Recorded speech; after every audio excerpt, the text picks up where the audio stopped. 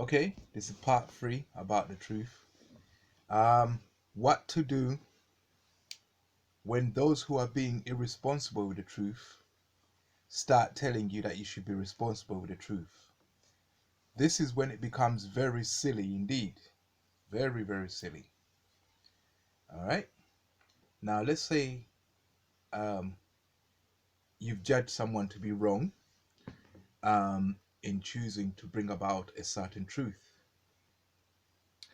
as in they're not being responsible, as in what they're doing will lead to the extinction of man. What I mean by being responsible with self-preservation as a theme, anything that will lead to your extinction, yeah, if you found it, is something you don't find. You don't look for and find.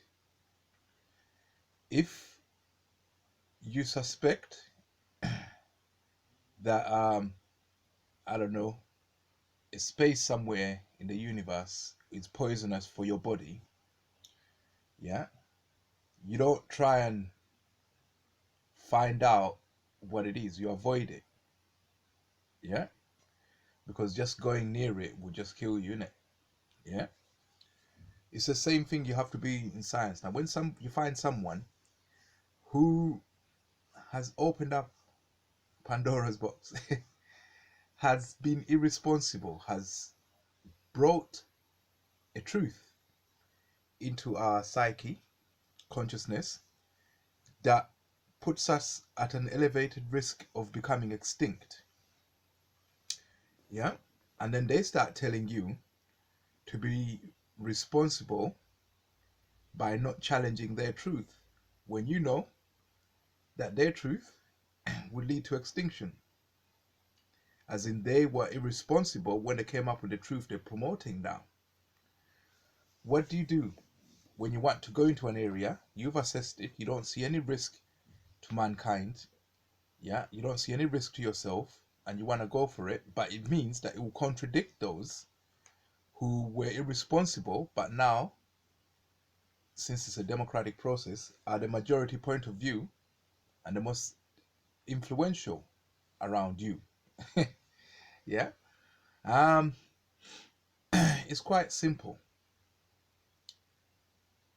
Those are not the custodians of morality anymore.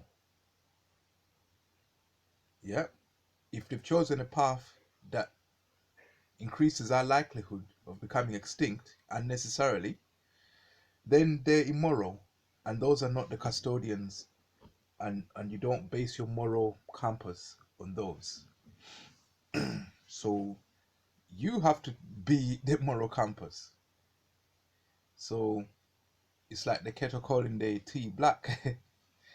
You will then, well, I just do not listen to those, because if I check what I want to find out, and I check to see if it's going to bring extinction to me or mankind, and it passes that test, I don't really give a fuck what anybody else thinks. I'll investigate it. You just don't have to tell them.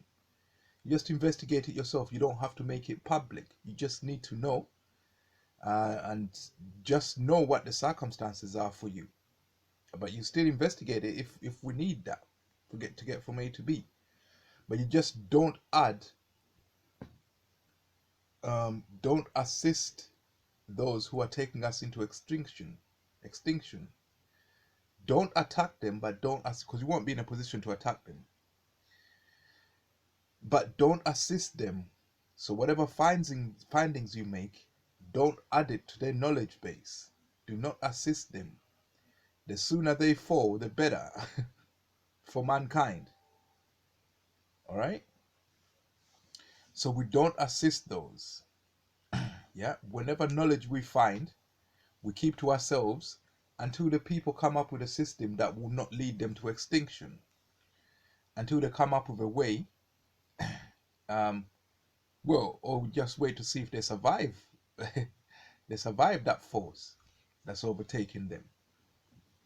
But you stop contributing to their knowledge base. So whatever knowledge you find, you keep it to yourself, or keep it esoteric.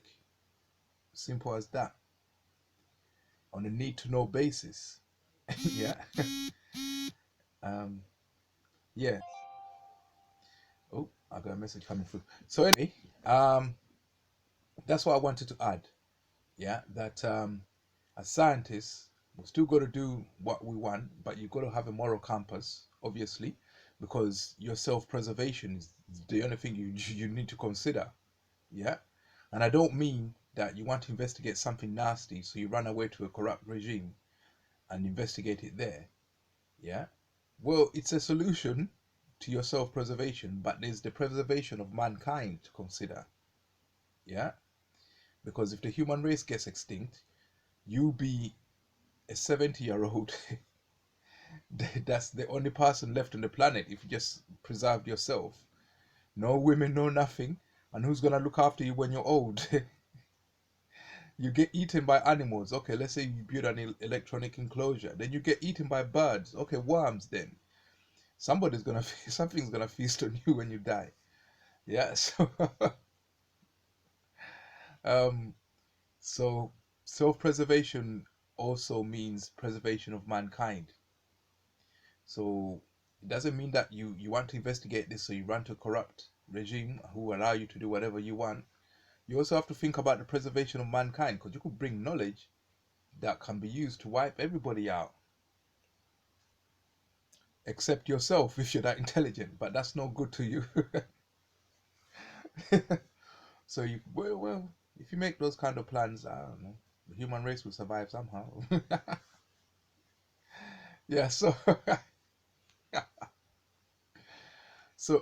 you don't add knowledge or value you don't add to the knowledge base of people who have brought about a truth that is destructive for mankind once you've tested it and seen what the destruction is. Yeah? Anything that exposes us to an undue risk, yeah, of becoming extinct is wrong for mankind. And if that's what they want you to, and if that's why they're telling you to be responsible with the truth, as in don't do anything to contradict that truth, then fuck them. I'm gonna investigate what I need to investigate, but I just won't tell anybody. And I'm not even adding the results of my investigations to their knowledge base. I'm not even doing that. Yeah. The question of who saves the human race, that's simple, that's Christ. It's not even my job to save them. I got it easy, man. That's it.